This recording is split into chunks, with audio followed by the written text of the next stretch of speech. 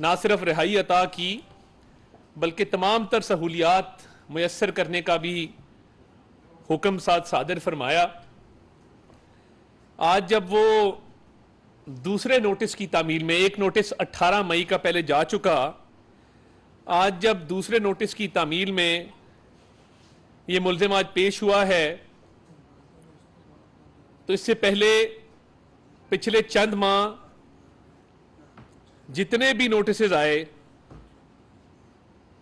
उनका ना खातिर खा जवाब दिया गया, और जवाब देना बहुत दूर की बात, उनको किसी खातिर में न लाया गया, ना ही उन नोटिस की तामील में पेश हुआ गया।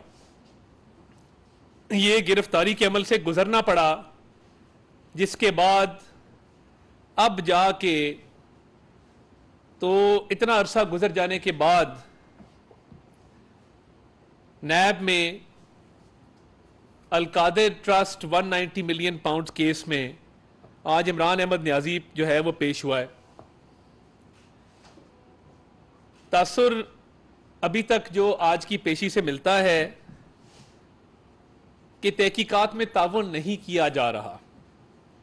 सबसे पहली बात ये कि जो रिकॉर्ड मांगा जाता है, आगे से कहा जाता है कि जी वो मेरे पास नहीं है, आप एनसीए से रुजू करें, आप कैबिनेट डिवीजन से रुजू करें, मेरे पास ये रिकॉर्ड मुयस्सर नहीं है, इसलिए मैं आपको वो रिकॉर्ड नहीं दे सकता। अब आप अगर तफ्तीश में ताउन नहीं करेंगे तो इसका मतलब है कि आपने अपनी जमानत का नाजायज फायदा उठाया है, और जिस बुनियाद पे आपको जमानत दी गई थी वो लवाजमात आप पूरे करने से कासिर रहे हैं। ये याद रहे कि ये पाकिस्तान की तारीख का सबसे बड़ा स्कैंडल है। मैं आज अलकादिर ट्रस्ट और 190 मिलियन पाउंड की कहानी आपको फैक्ट्स एंड फिगर्स के साथ बताना चाहता हूं ताकि कोई अभाम ना रहे। बहुत सारे वर्जन इस स्टोरी के आ रहे हैं मार्केट में। जो वन हाइड पार्क एक अपार्टमेंट है लंदन में, जिसकी पेमेंट की मलिक रियाज साहब ने, और जब पेमेंट की गई तो वो पेमेंट एनसीए ने जब तहकीकात की तो पता लगा कि वो पेमेंट प्रोसीड्स ऑफ क्राइम में आती है, मनी लॉन्ड्रिंग में आती है। उन्होंने उनको जुर्माना डाला। जब उन्होंने जुर्माना डाला तो वो जुर्माना उन्होंने उनके बैंक अकाउंट फ्रीज किए उस प्रॉपर्टी टाइकून के, और वो जुर्माना तकरीबन 190 मिलियन पाउंड टोटल बनता है इस ट्रांजैक्शन का, वन हाइड पार्क का।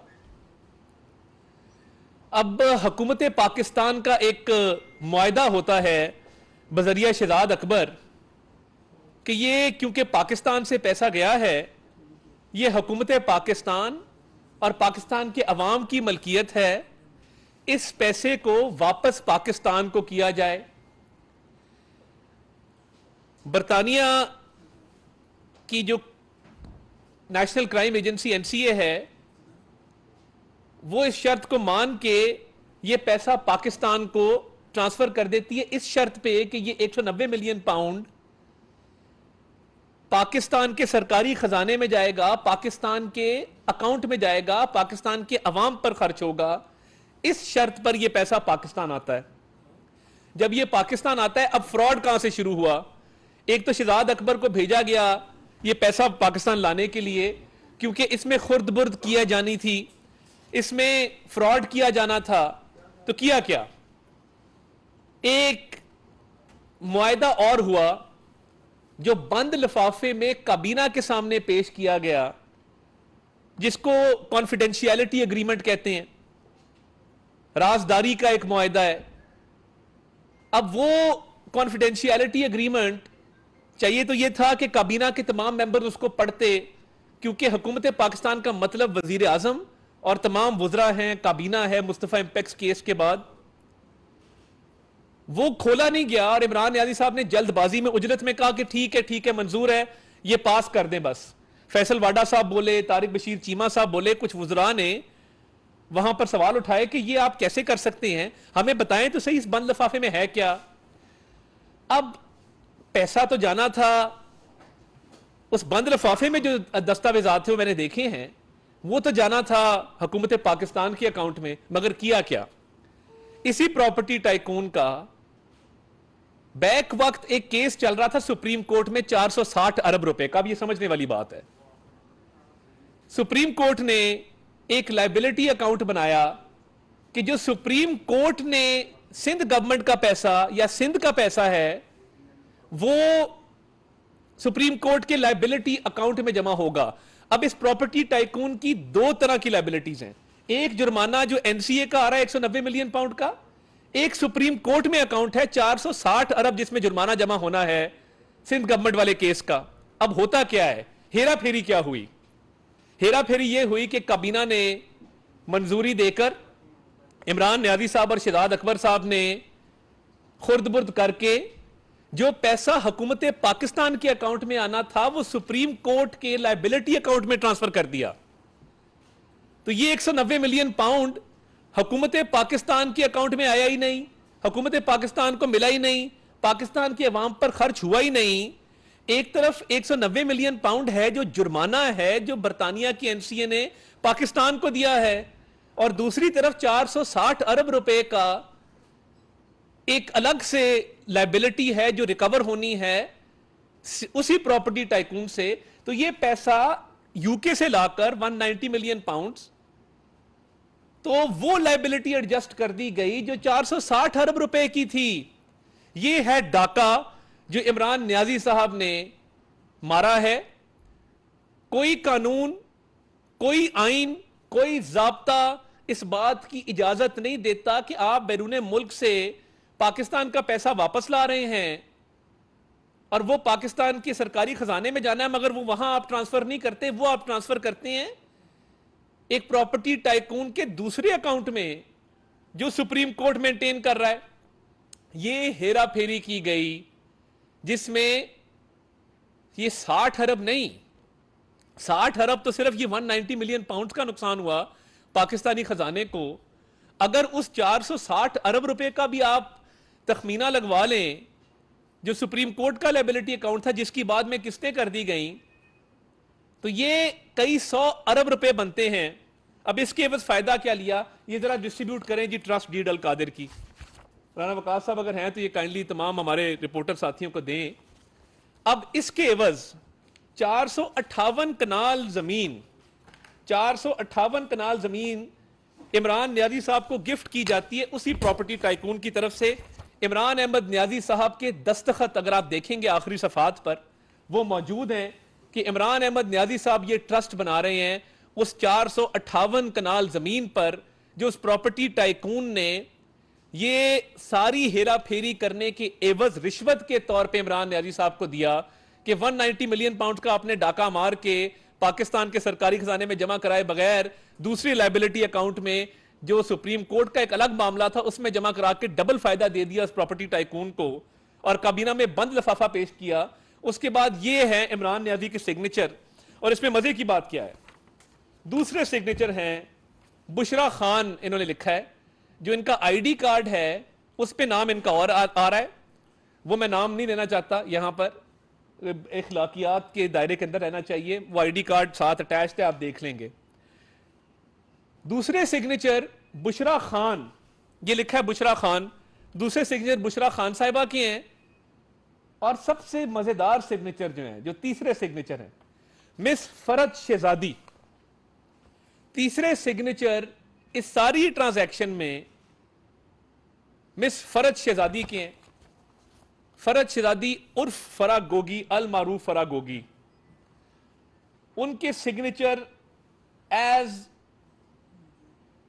फर्स्ट ट्रस्टी इसमें शामिल किए गए हैं। तो मैं हैरान हूं कि ये ट्रस्ट सिर्फ इमरान न्याजी साहब का और बुशरा बीबी का नहीं था। जुल्फी बुखारी साहब ये ट्रस्ट बनाते हैं जमीन लेने के लिए, वो ये ट्रस्ट ट्रांसफर करते हैं इमरान न्याजी को, साथ फरा गोगी को और बुशरा खान साहिबा को। ये तीन लोग ये ट्रस्ट बनाते हैं। शुरू ये होता है 1 करोड़ 50 लाख से, मगर इसके मुख्तलिफ औकात में मुख्तलिफ अकाउंटों में 18 करोड़ रुपए आ रहे हैं, 20 करोड़ रुपए आ रहे हैं। और मैं ये समझने से कासिर हूं कि ये 458 कनाल जमीन है, 20 या 25 जाली स्टूडेंट शो किए गए हैं कागजात में।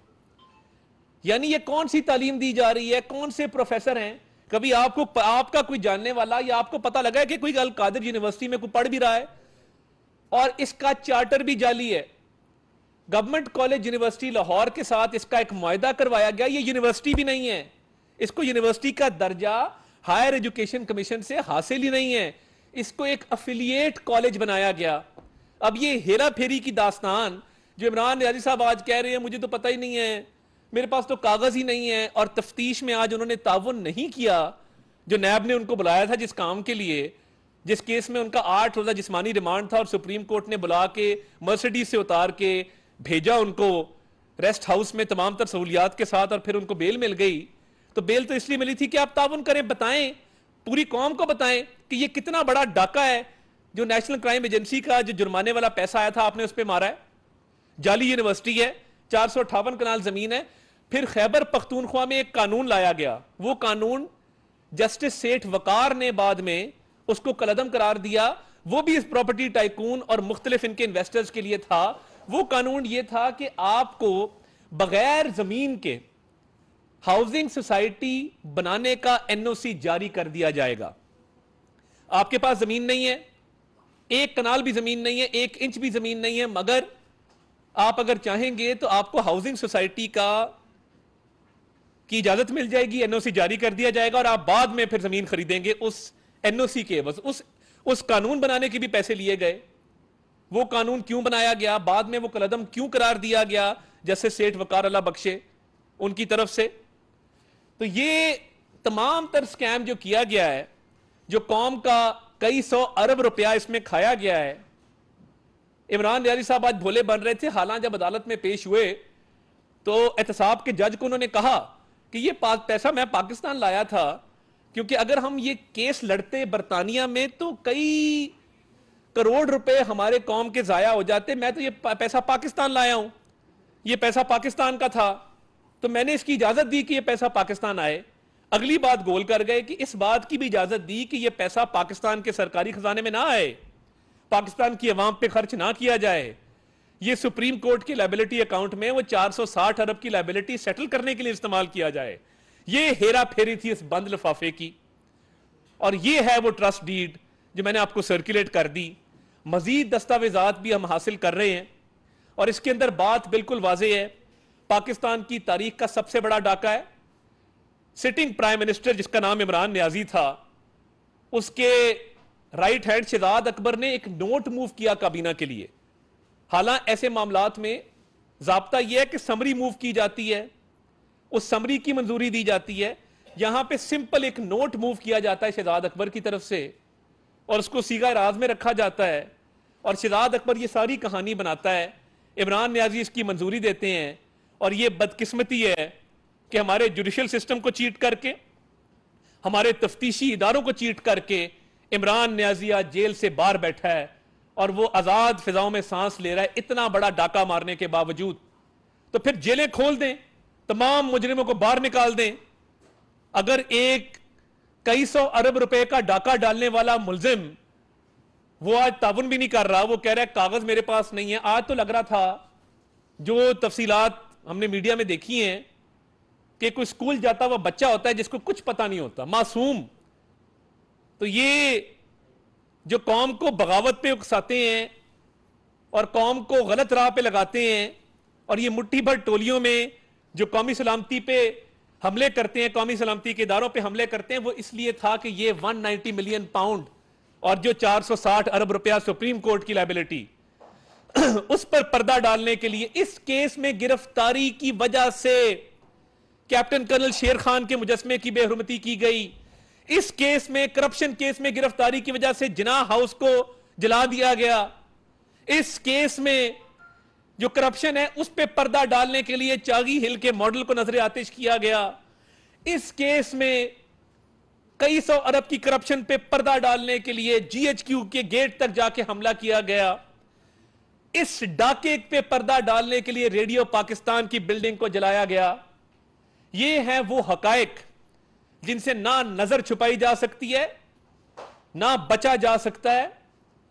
देर सवेर इसका हिसाब हर हाल में देना होगा कि ये कई 100 अरब रुपए का डाका जब मारा, बेदर्दी से मारा, इस मुल्क के और कौम के, गरीब कौम के पैसे को लूटा, और आज कौमी सलामती के इदारों पर हमला करके रोज बाहर मगरबी की दुनिया को अपीलें कर रहे हैं। आज भी इनका ट्विटर अकाउंट कह रहा था इंपोर्टेड हुकूमत ने जाली केस बनाए।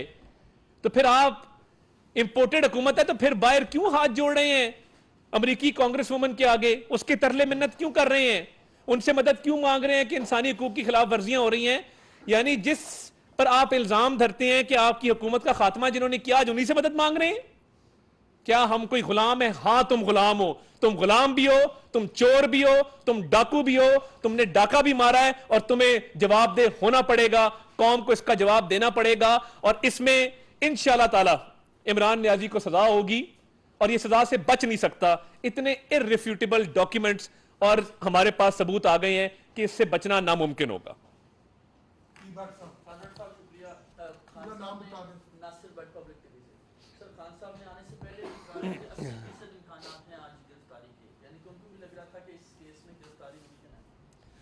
नहीं, देखिए, इसमें क्योंकि इस्लामाबाद हाई कोर्ट ने सुप्रीम कोर्ट के हुक्म पे कहा था कि इनको नोटिस जारी करें और इनको तफ्तीश में ताउन का कहें। गिरफ्तारी आज वो आए हैं, आज उन्होंने आके थोड़ा सा कुछ चीज़ों पे कहा है, जी फलां कागज़ फलां के पास है, मुझे तो पता ही कुछ नहीं है। तो अभी तो ये पहला तफ्तीश का अमल है, ये तफ्तीश का अमल आगे चलेगा। और देखें, ये सजा वाला केस है, ये राइप केस है कन्विक्शन के लिए, और ये कन्विक्शन इंशाल्लाह मुझे पूरी उम्मीद है कि होगी। तो देखिए, गिरफ्तारी तो कभी भी हो सकती है ना, उस पर तो कोई नहीं कहा जा सकता। इतने केसेस में मतलूब हैं, इतने बड़े डाके मारे हुए हैं, तो गिरफ्तारी कभी भी हो सकती है। गिरफ्तारी खारिज इम्कान उसको नहीं कहा जा सकता। ये बताइएगा, इस केस में इमरान नियाज़ी साहब के अलावा और कितने मुल्ज़मान हैं जिनको तलब किया गया, उनके खिलाफ तफ्तीश की जाए? इसमें शहजाद अकबर को नोटिस गया है, वो बैरून मुल्क हैं, वो अभी तक पेश नहीं हो सके और उनको कई नोटिस जा चुके हैं। मरकजी मुल्ज़म हैं, वो पेश होने से कासिर रहे हैं। जुल्फी बुखारी साहब मतलूब हैं, वो भी बैरून मुल्क चले गए हैं। बुशरा साहिबा को भी इंशाल्लाह बुलाया जाएगा।